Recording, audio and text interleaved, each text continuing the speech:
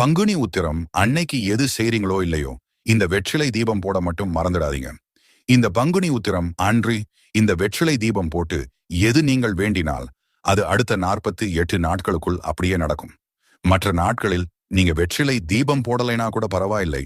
ஆனால் இந்த பங்குனி உத்திரம் அன்று போட மறந்துடாதீங்க. ஏன் அப்படின்னா நட்சத்திரங்களிலே மிக முக்கியமாகும் மற்றும் மகத்துவம் வாய்ந்ததும் இந்த பங்குனியில் வரும் உத்திர நட்சத்திரம்தான். பல தெய்வங்களின் திருமணங்கள் நடந்த இந்த மங்களம் நிறைந்த சிறப்பான நாள் அன்று 6 வெற்றிலையை காம்பு நீக்கி சந்தனம் குங்குமம் வைத்து முருகனின் வேல் வைத்து நெய் தீபம் ஏற்றுங்கள்.